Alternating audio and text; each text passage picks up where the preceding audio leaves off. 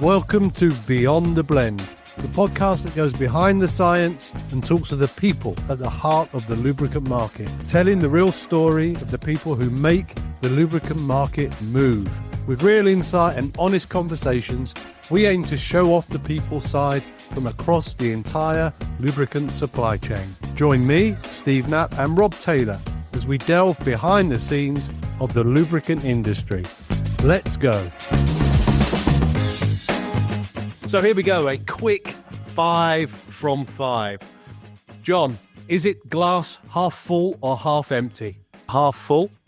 Is it sauce on the side or all over? Depends what it is, but generally all over. Air guitar or air drums? Definitely drums. Messy desk or clear desk? Depends on what's going on, but generally probably a bit messy. Are you a leader or a follower?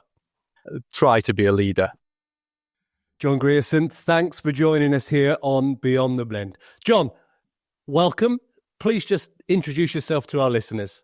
I'm John Grierson, Sales Director at Pennine Lubricants, based in Sheffield. Been with the company for over 25 years. Done a lot of different roles there throughout that time. This is my very first podcast, so I'm excited and a little bit nervous about it too. Well, excited and nervous are good things. That's where the growth comes from, they say, John, right? We'll take that. We'll take that. So you said 25 plus years. I looked at your LinkedIn profile. It probably tots up to 26 and a half. Yeah. So not a bad guess. You said multiple roles. John, tell me a little bit about that journey, because it seemed to be rather comprehensive. Yeah, okay. So, started in 1998. Certainly didn't have any plans, whether I was at school or doing my A-levels, to go into the lubricants industry. I'm not sure many people do. And like a lot of people post A-levels, went on a lad's holiday with some of my mates as a rite of passage. And then the morning after I got back, I'd got a note from my dad saying, hope I'd had a good holiday, hope I'd enjoyed the lie-in, because it's the last one I was having, and I could go and earn some beer money over the summer at a client of his. So he knew David Bellinger, who owned Pennine at that time, and they needed some extra hands throughout the summer. So away I went. The next day, I remember turning up and thinking, what the hell is this place? Where have I been brought to here? Surely it'd be more fun working in a pub to earn some money or something like that. But there I was. Didn't really know what I wanted to do after A-levels. And the only thing I was told was if you don't fancy university, you might be able to get a job there, and there might be a different route to a career there. And David, who owned the business, said, if you want me to, I'll teach you all about oil. I had to question that after one day, because the first job I had was actually smashing up some old drain pipes in the backyard and wondering what the hell that had got to do with oil. But, that was David all over, I suppose. And so, off I went. Never really wanted to go to uni. I probably wasn't not the most academic of people, and the education wasn't for me. I always just wanted to do the bare minimum to get by. Flew under the radar at school right the way through. And despite the fact all of my friends were going to uni, and at that time there was kind of a big push for everybody to go to uni post A-levels, it just wasn't for me. I would have loved the social scene, but I would have done no work whatsoever, particularly when I was away from my parents. So it was the right thing to do. And then, started off, did maybe just under a year, something like that, in the warehouse, learning all the different products, all the different pack sizes, bits about the blend process, things like that. And then there was an opening, so they were opening a new office at Pennine at the time, and David wanted to put in place a sales coordinator to support the sales team, the external sales team, and asked if I fancied it, and that was sort of my first step on the sales ladder. But I'd always had a bit of an interest in that side from probably sales and marketing. It was something that I thought I wanted to get into, just not necessarily the industry I thought it was going to be in, I suppose. There's a lot there I want to unpack. The first one, how helpful do you find those experiences now? When I consider warehouse through to managing a team, managing now the business from the sales director level that you're at, do you still look back at some of those earlier learnings and think, how was that helpful, I guess, is the question. It completely was, because you have a better understanding, obviously, of the different aspects of the business. Even down to if a customer comes on now and they want to know, can this be made in a certain time? I'm not saying I'd know it as well as our production guys would, but I'd have an understanding of, okay, I know it's going to be roughly this amount of time, or this product takes longer than that product, and things like that.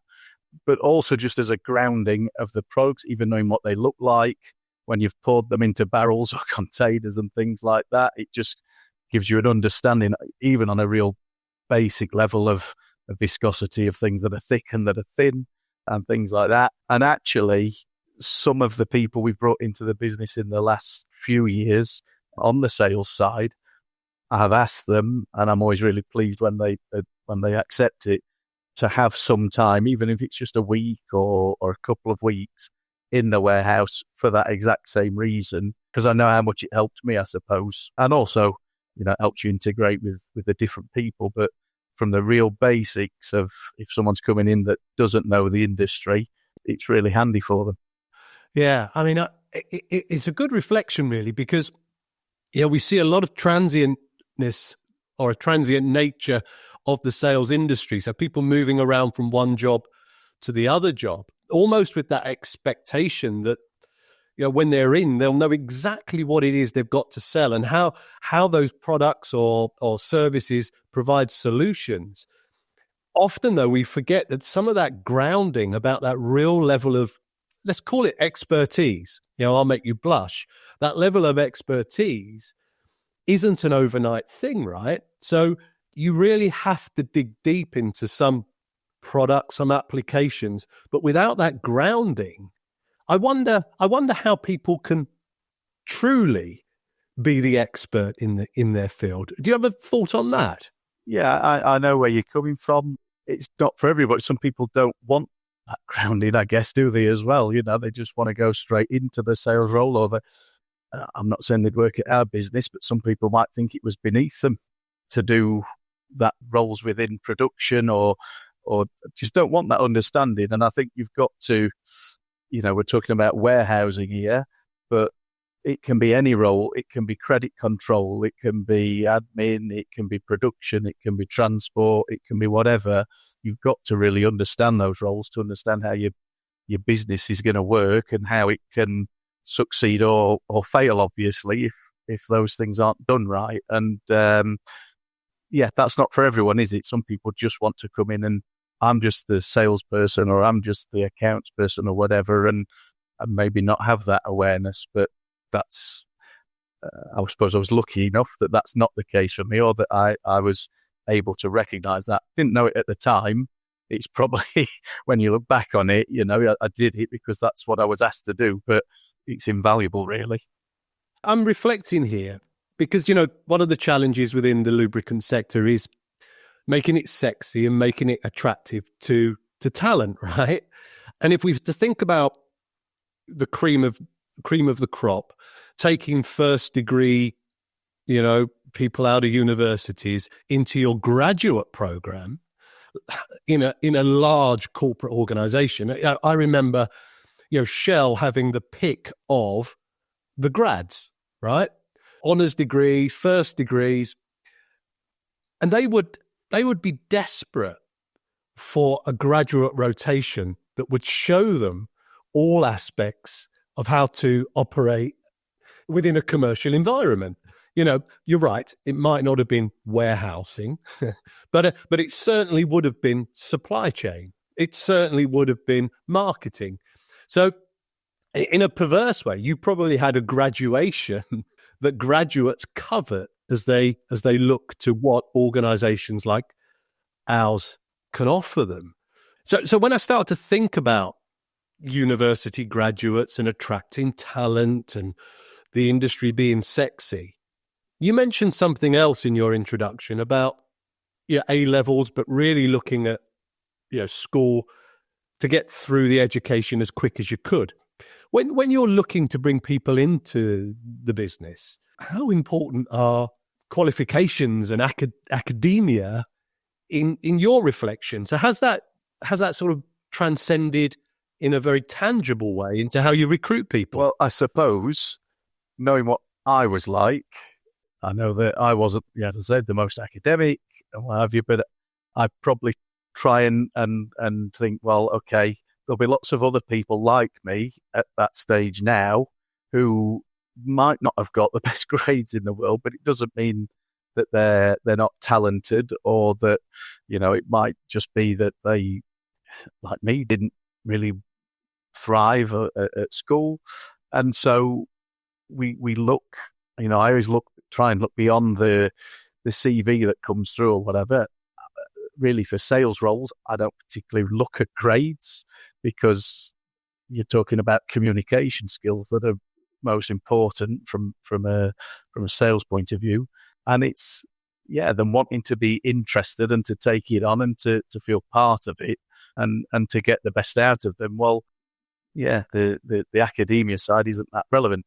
That would be different, obviously, for other aspects of the business. If we were looking for someone from a chemistry background, looking at product formulations and tribology and things like that, fair enough. That is different. You do need people like that. But I think from the sales side of it, it's more about the individual and the personality that they would have that goes a hell of a long way, really. And that's great for me to hear, right? Because I happen to think that sales isn't necessarily an academic profession.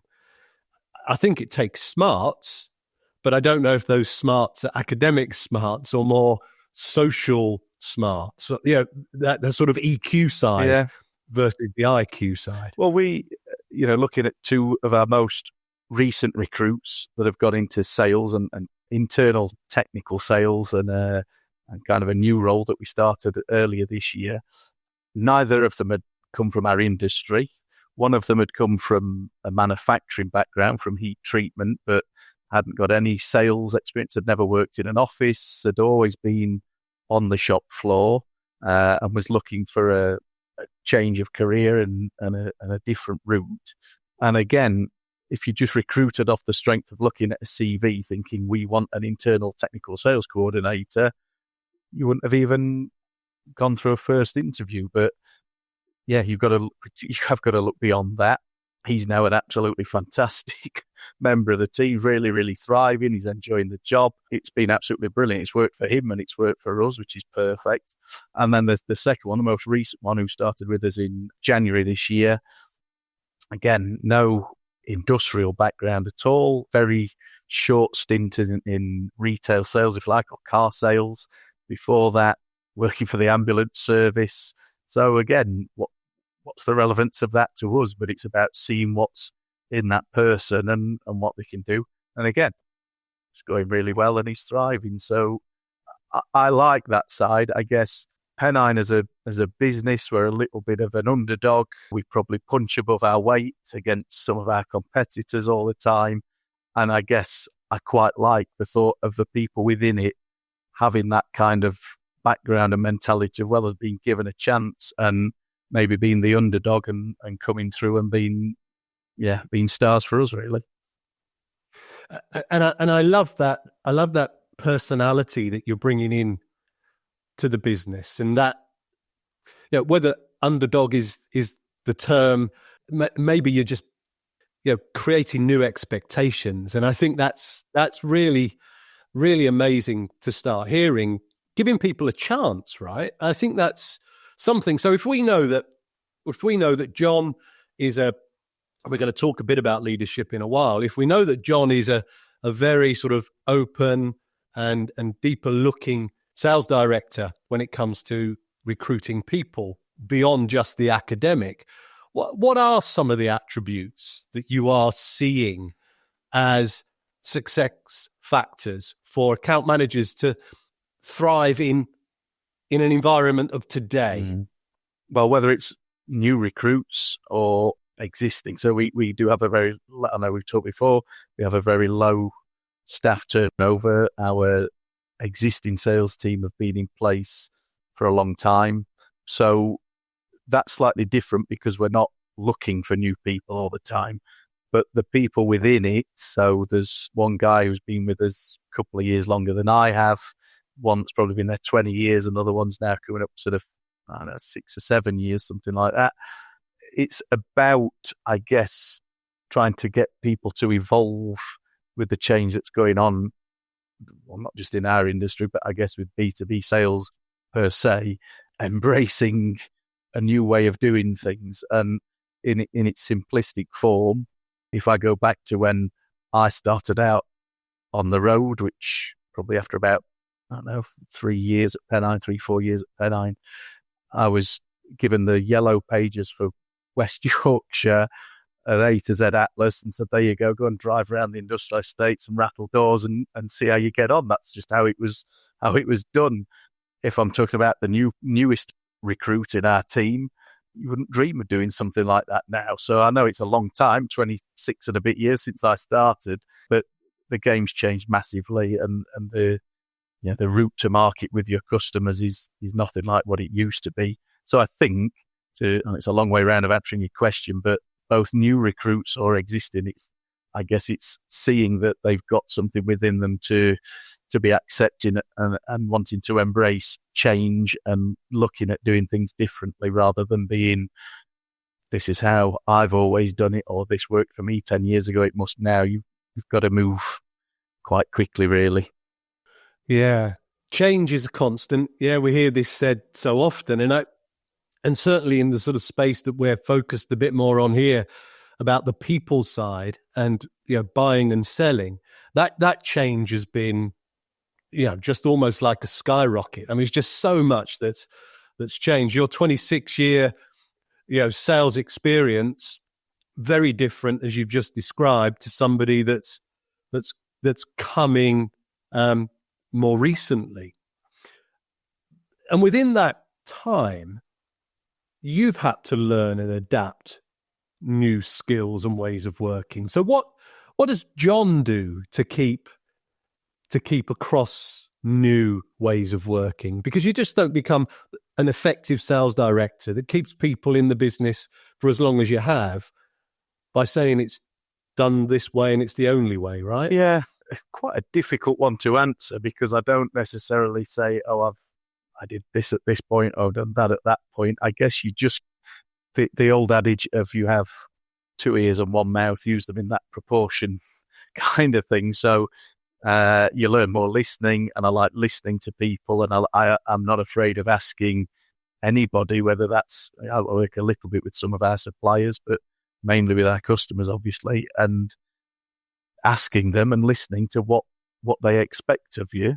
Is very, very basic, but you then take that away and think, okay, how do we develop that? How do we refine that to work on a larger scale across the customer base we've got, and in terms of trying to grow it? Because at the end of the day, you can look at the modern methods of communication with social media, with LinkedIn or whatever it is you use, but fundamentally they only work if you're reaching out and handling customers the way they want to be handled, really. So one of the pieces that I hear coming through that is, not only do you look for it in your own team, that ability to absorb and respond to change.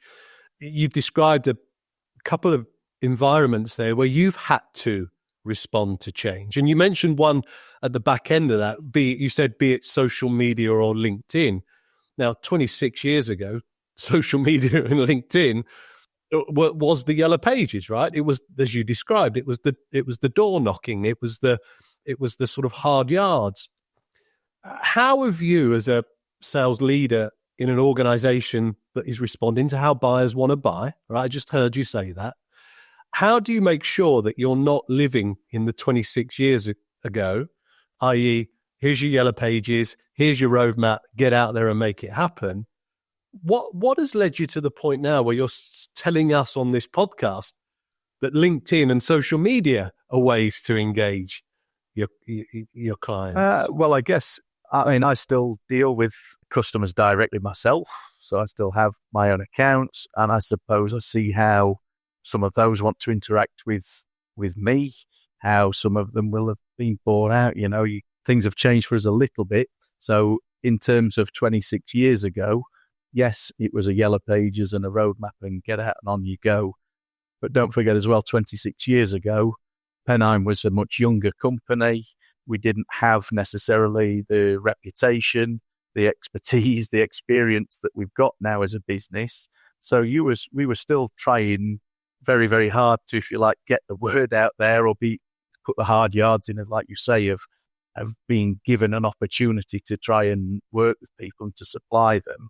So as that has developed over time as well, obviously, there is still word of mouth. There is still people that move from one company to another. And if you've done right by them, might want to introduce you at a new company and things like that.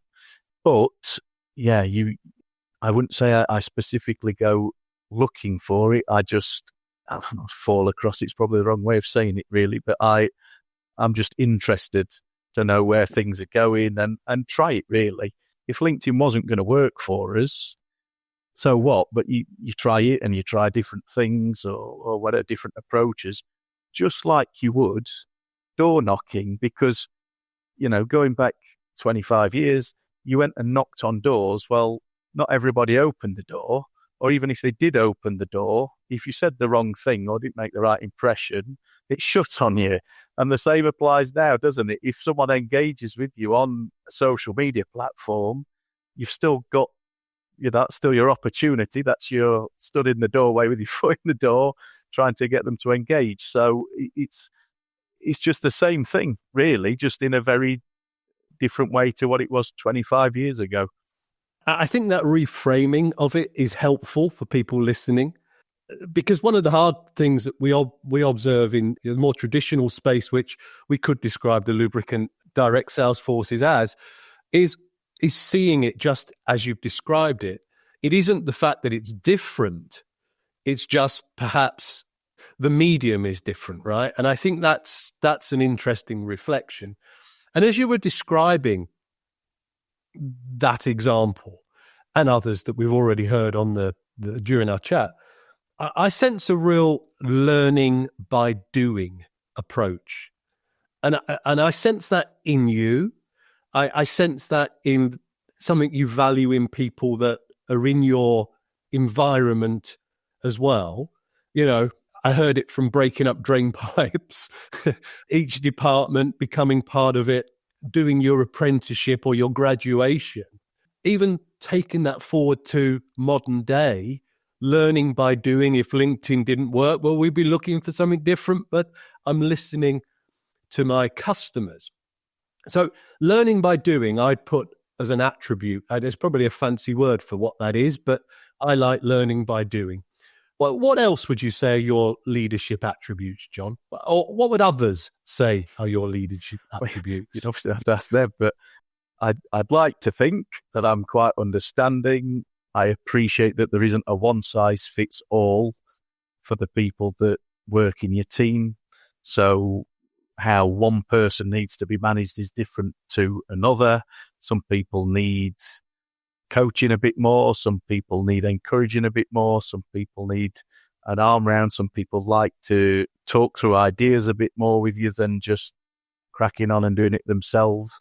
And so I think it's just, that appreciation of learning how to get the best out of that individual, being understanding of what they might need, what help they might need that the next person doesn't, and the other person is different to them.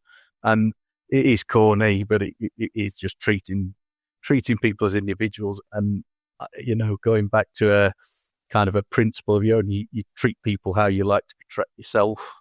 And that for me goes through everything, whether it's how you deal with a customer or how you're dealing with people within the sales team and marketing team yourselves. And just to go back to a slightly earlier point you made about kind of what might have driven us to how we are now and how we behave with our customers now.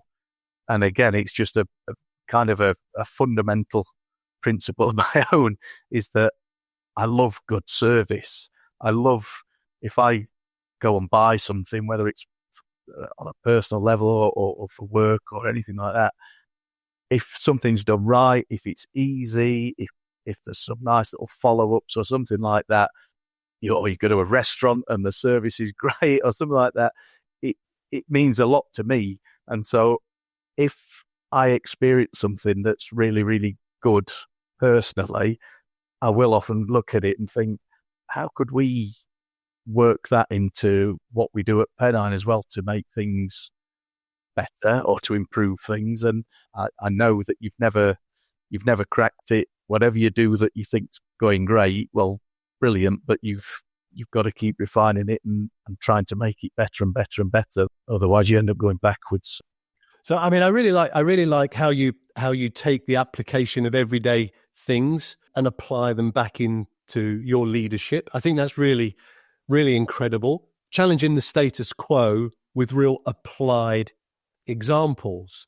The restaurant being one, did you enjoy your meal? Did we do a good job? I think some of those are very transferable things between consumer life and business life, and certainly everyday life and leadership. I just want to go back. You said something about it's corny, treat people how you want to be treated. Whilst we might think it corny, I think it's still very important, right? So in sales, it's just about the result, isn't it? It's not about the people. It's not about how we get there. It's just about the result, isn't it? Probably in 1986 it was. I don't know. In double glazing sales it is. No, it's absolutely not. No, it's not about that. I was thinking about this the other day. If a salesperson, it's a bit like a football manager. They could get a team promoted or have a brilliant season or something like that. Like a salesman can have a great year, and then if the next year it's not so good, is that because they've become rubbish all of a sudden, or is it just other things that are at large that are going on? So, no, it's not just about a number. It's about the long term. It's about doing the right thing and doing the right thing by customers. And it's, for me personally, it's not just winning at all costs. That's just not how I am as a person or we are as a business. It's got to be doing the right thing. I mean, there's probably never been an environment, I would suggest, but you're much closer to this now than I was in the past, John. But I imagine that there's never been an environment where there's been so much social pressure on your staff, external factors that could be impacting their work life, right? And that's not just your sales team. It could be anybody across your business. Yeah. Things that are affecting them from, sort of cost of living crisis through, coming out of lockdown a number of years ago, all that went on with that.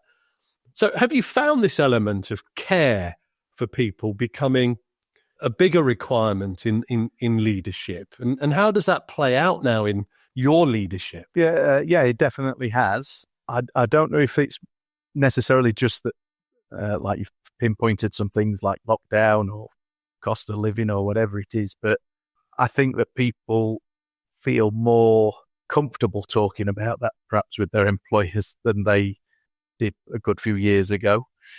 And again, I can't speak for others, but just from my own point of view and probably from Pennine's point of view, we are very open with all our employees. Could always do whatever we could to help them with whatever situation they're throwing themselves into, which can be very wide ranging, can't it? But yeah, I just think that's how the game's moved on, isn't it? And yeah, I think I know people sometimes maybe reminisce about things being better years ago with other things. I don't think that can be one of them.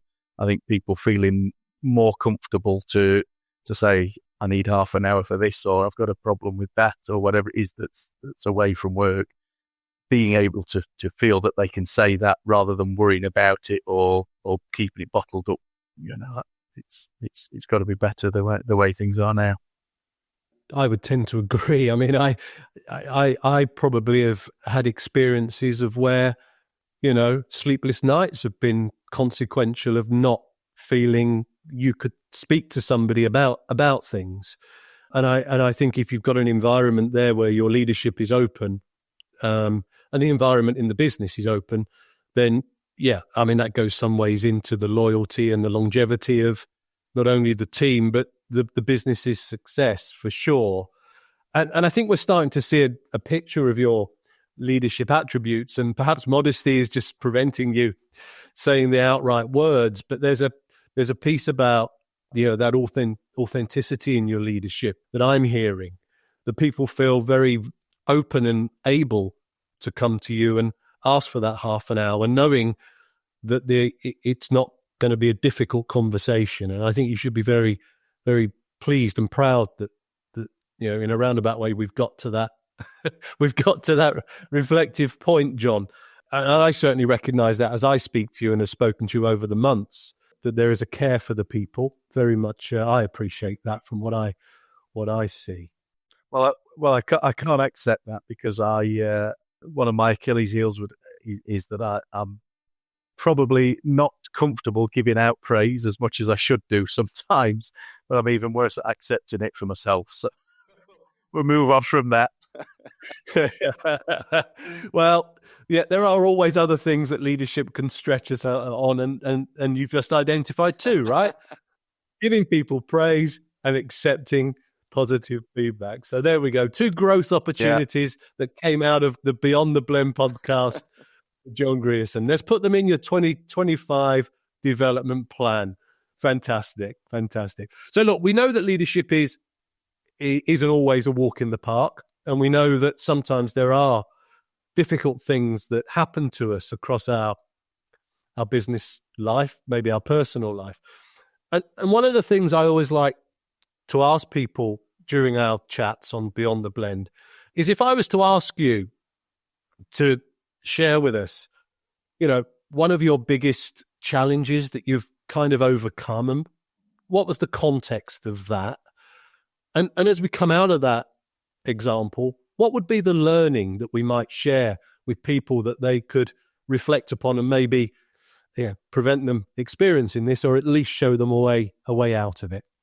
So I don't know exactly when it was, but it was when I was just more just field-based sales, and I got an opportunity at a really large account, and it would have been at the time a game changer for me in terms of the territory I'd taken on and how it was developing, and I was very, very excited by it. We've got this chance, and we put a product in to a large central system.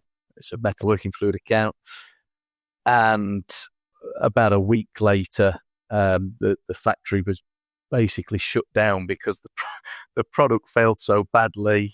I'd been stood there in swathes of foaming coolant all over the place, and this place couldn't produce because they couldn't run with, obviously.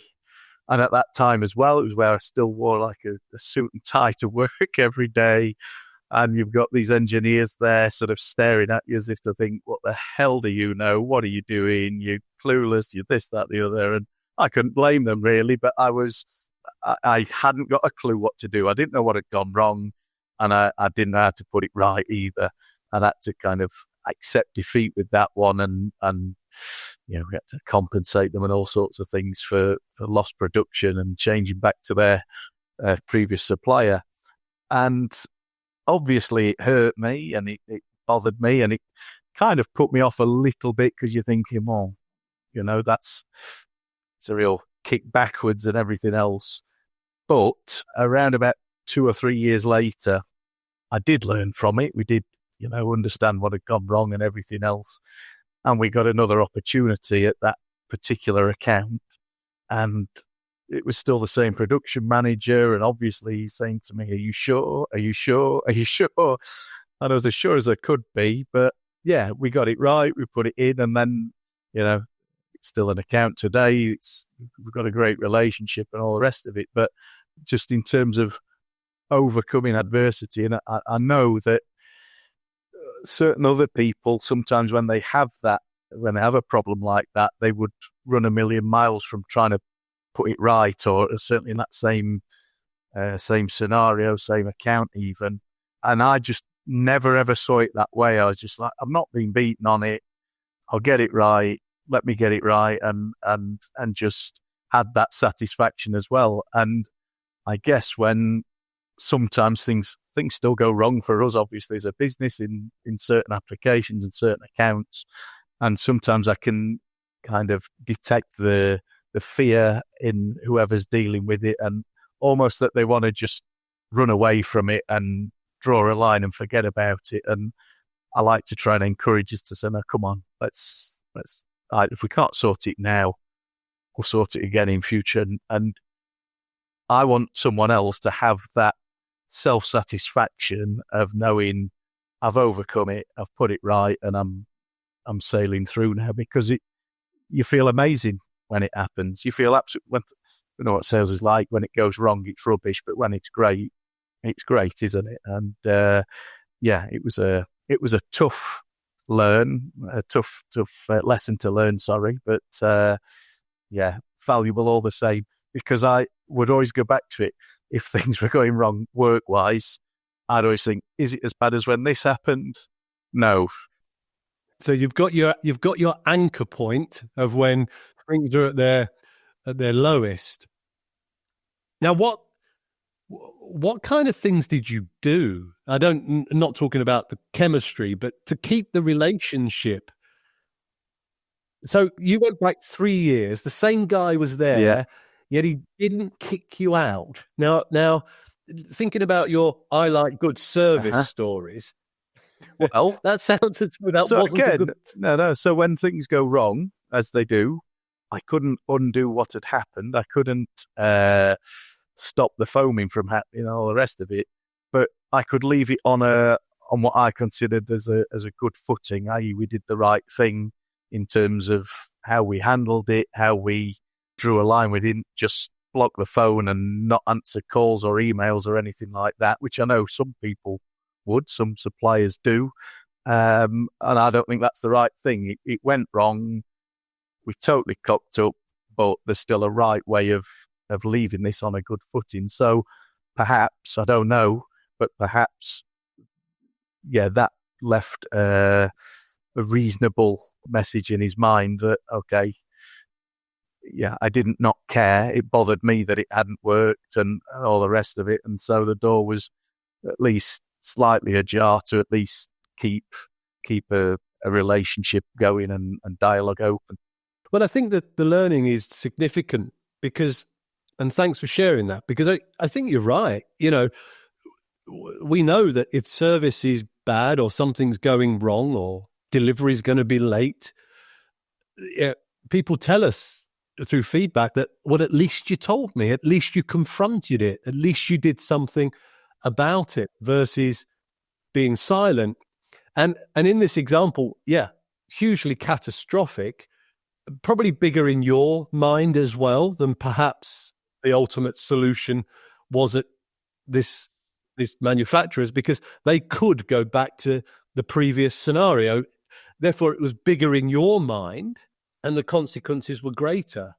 But it certainly something there for people around continual communication, have that reference point of where things are bad and use it as that anchor to communicate with others, to create the right behavior. We can get through this. Together we can get through this. We can create a better scenario. Let's just try something different. Yeah, absolutely. Let's just try something different. When I go back into thinking about learning by doing, when I go back to thinking about the John that had his A-level holiday and was told by his dad, that's your last lie-in, son. Get yourself off to this factory, and you're the man that then started to break down the pipes. And every step of the way, I hear you trying something different and delivering good service. So I think the leadership side of things, John, I'm delighted that you shared that with us. Where can people find you, John? Just wrapping up our chat, where can people find you, connect with you? How are they best to reach out to you? Well, we're still old-fashioned at Pennine. We pick up the phone and talk. It's still you're still allowed to do that. We're not some of the you don't have a gatekeeper that says no, he's not expecting your call, you can't speak to him, anything like that. We'd always rather pick up the phone, and if we don't want to speak to someone, we'll tell them ourselves. Or obviously connecting through LinkedIn. I'm more than happy to have dialogue that way with people. And I do always try as well, but again, because I appreciate that sales is difficult, it's a difficult gig for everybody.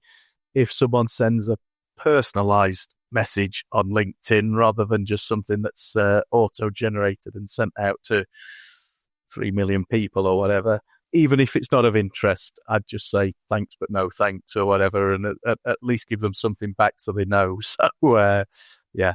Even in your LinkedIn connection requests, that authenticity, good service, personalization is even coming through in how you respond and behave there, John. Well, we're all human, aren't we? We're all just trying to do a job at the end of the day. So, yeah, as I say, it can be difficult and it can be lonely. So, actually, one of my own frustrations with trying to deal with prospective customers sometimes for anybody is that there seems to be a fear to tell people no sometimes. And you just think, if you say no, I'll move on, you move on, or we'll come back in 6 months or 3 months or whatever it is. But some people seem to, have a problem saying that. So, if there's anybody listening who wants to improve their buying skills, just don't say no to me, obviously, but to other people reaching out. There's nothing wrong with saying thanks, but no thanks. There we go. We get another piece of insight through applied and practical learning. John Grierson, thanks ever so much for joining us on Beyond the Blend. It's been a pleasure. We'll catch you again soon, John. Cheers. Thanks very much. Thanks for listening to this episode of Beyond the Blend. Be sure to follow us to catch next and future episodes as we continue to explore the people within the lubricant market.